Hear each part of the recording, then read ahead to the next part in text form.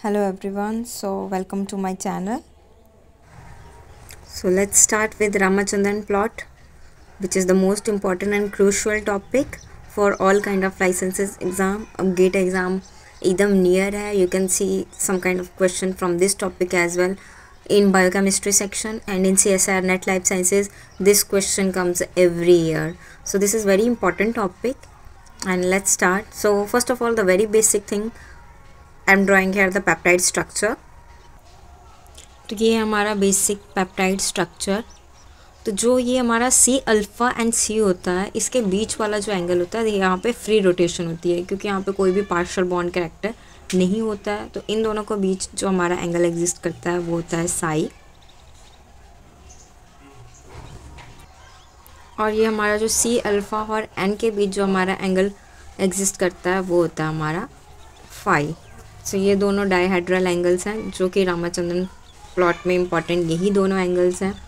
और अगर other extra information if I provide to you, तो ये हमारा सी अल्फा जो R2 के बीच है, यहाँ पे काई एग्जिस्ट करता है.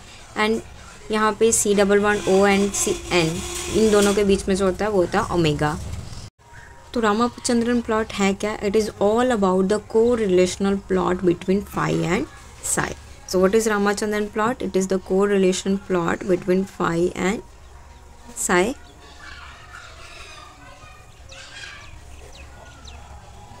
Make notes, it will be helpful for you.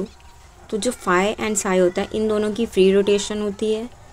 So they can move clockwise और anti clockwise. दोनों एंगल 360 डिग्री से रोटेट कर सकते हैं.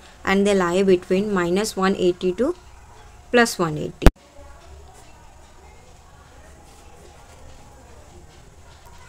क्लॉकवाइज रोटेशन हमारी जो होती है वो होती है +180.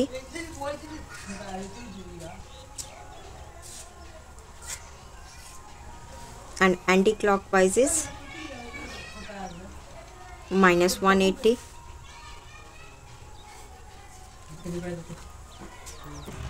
ओमेगा का स्टीरिक हिंड्रेस की वजह से 360 डिग्री का रोटेशन नहीं होता, और ये हमारा सिर्फ फाई और साई का ही होता है. This is the main difference.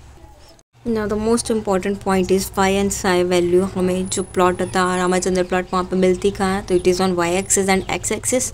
तो जो हमारे पास एक्स एक्सिस होती है, एक्स एक्सिस पे हमें फाई की वैल्यू मिलती है, एंड वाई एक्सिस पे हमें साई की वैल्यू मिलती है.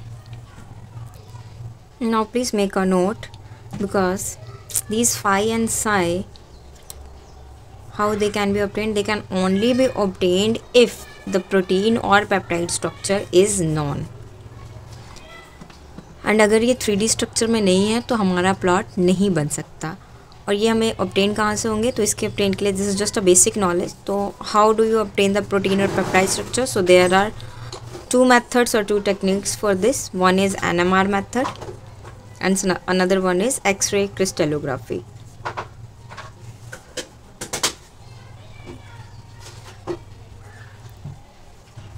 Now very briefly अगर मैं दोनों का डिफरेंस बताऊँ तो मेन इंपॉर्टेंट पॉइंट तो हमारा ये है कि जो प्रोटीन है प्योरीफाइड फॉर्म में होना चाहिए, जो मैं ऑलरेडी बता चुकी हूँ.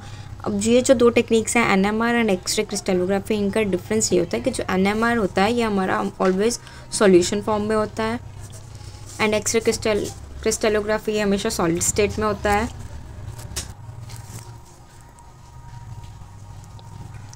अनदर डिफरेंस इज़ कि जो हमारा NMR होता है इसमें जो रेजोल्यूशन होता है as compare to X-ray crystallography, इसमें लो होता है रेजोल्यूशन. और जो हमारा एक्सरे क्रिस्टलोग्राफी होता है इसमें हाई रेजोल्यूशन स्ट्रक्चर बनता है हमारा, हाई रेजोल्यूशन. एंड अगर हमारा प्रोटीन बिगर इन साइज है then also we will use this X-ray crystallography method, bigger protein और peptide structure.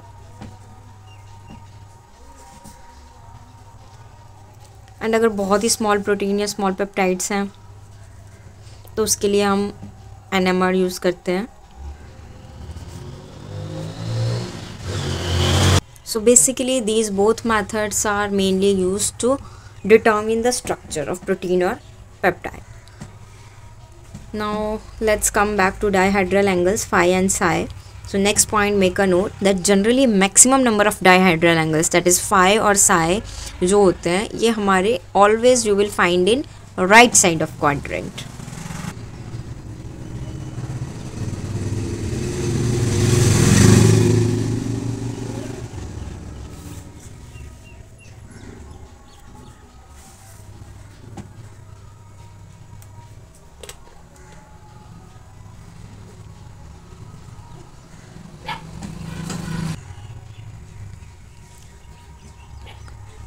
And as you know हमारे पास L amino acid and D amino acid होते हैं, तो mainly जो राइट साइड में होते हैं ये हमारे डी अमाइनो एसिड होते हैं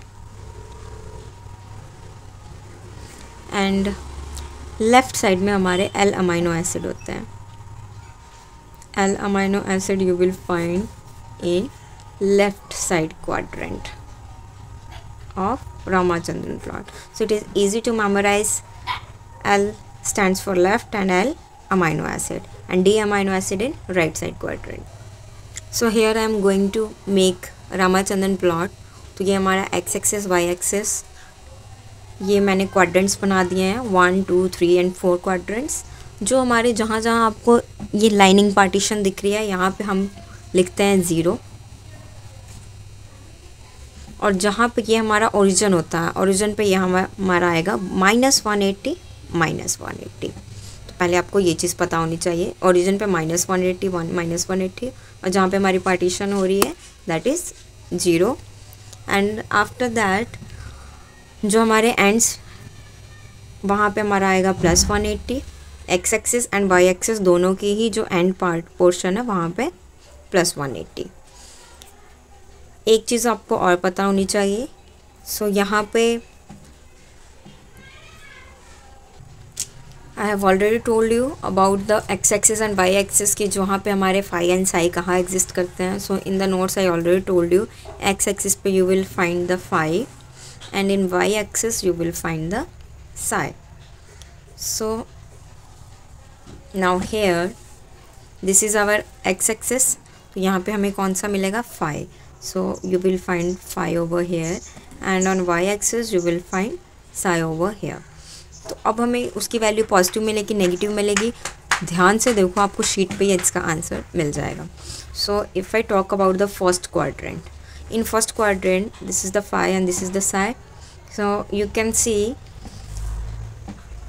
phi की वैल्यू तो हमारी ये जो साई की वैल्यू भी बिलो 0 है और ये हमारी फाई की भी वैल्यू 0 एंड -180 के बीच में, तो दोनों ही वैल्यूज़ हमारी क्या है negative. So here in first quadrant phi and psi both are negative.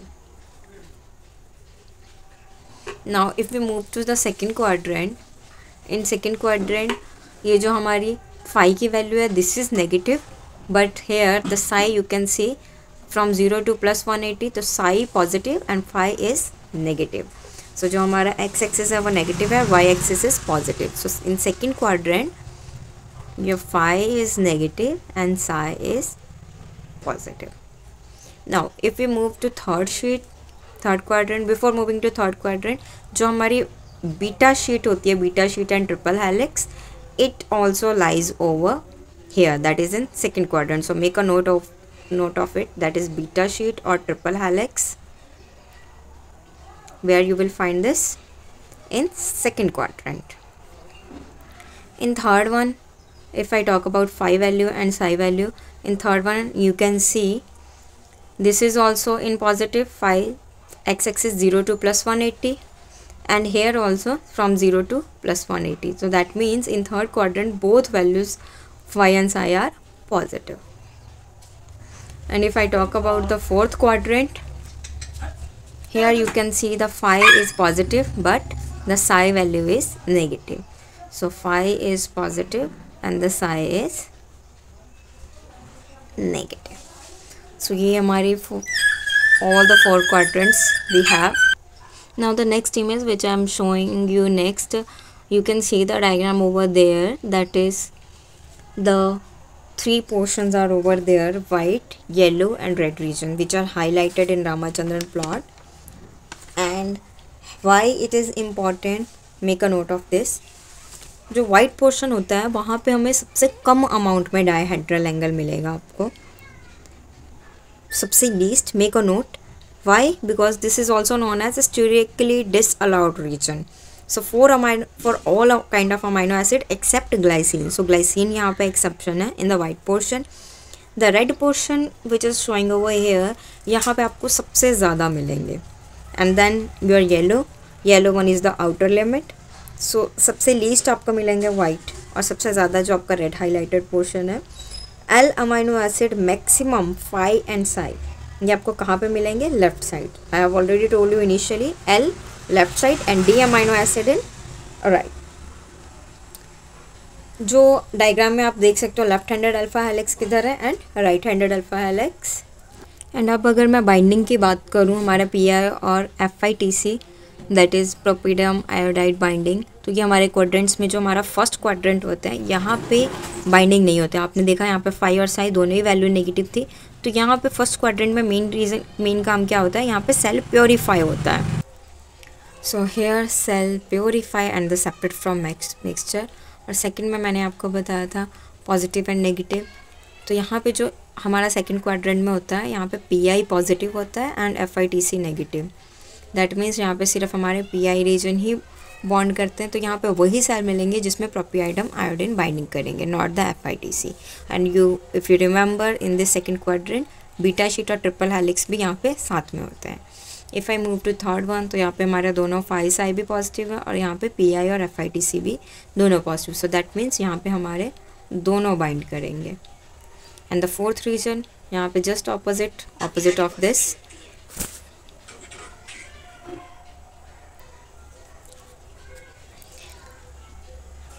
No question में आपको जो भी क्वेश्चन पूछे जाएंगे उसमें आपके पास डाई के इन्फॉर्मेशन होंगी, कुछ मार्कर्स दिए होंगे, बायोमार्कर्स, और आपको ये पता होनी चाहिए कि कौन सी डाई बॉन्ड करेगी. तो आपको ये क्वाड्रेंट से फाई साई पॉजिटिव और नेगेटिव की वैल्यू से आप ये क्लियरली आप बता सकते हो.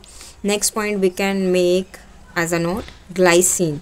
सो alpha and psi value can lie in any quadrant, because ये हमारे लार्जेस्ट अलाउड एरिया होते हैं, यहाँ पे कन्फर्मेशनल स्पेस होती है. So glycine is the largest allowed, make a note of this. And सबसे जो लीस्ट अलाउड रीजन होता है वो होता है हमारा प्रोलीन का. So proline least allowed region and glycine largest. So जो रामाचंद्रन प्लॉट होता है, इसकी डायहेड्रल एंगल्स जो फाई साई एग्जिस्ट होती हैं प्रोलीन की बहुत ही स्मॉल एरिया में एग्जिस्ट करती हैं, that is in first and second quadrant only. तो बहुत ही छोटा सा पोर्शन मिलता है. एंड नेक्स्ट आपको मैंने वाइट, रेड और येलो के बारे में बता ही दिया है. अल्फ़ा हेलिकल और बीटा शीट जो कन्फर्मेशन अलाउड रीजन होता है, ये जो आपको रेड रीजन डायग्राम में दिख रहा था वही हमारा. L amino acid maximum phi and psi आपको लेफ्ट साइड मिलेगी, D amino acid in right hand side. और आपको ये चारों क्वाड्रेंट्स आपको याद रखने पड़ेंगे. So this is all about Ramachandran plot. I hope you like this video. Next आपको किस टॉपिक पे वीडियो चाहिए जिसमें आपको इशू फेस हो रहा है, you can comment down and subscribe my channel and share with your friends. Thank you.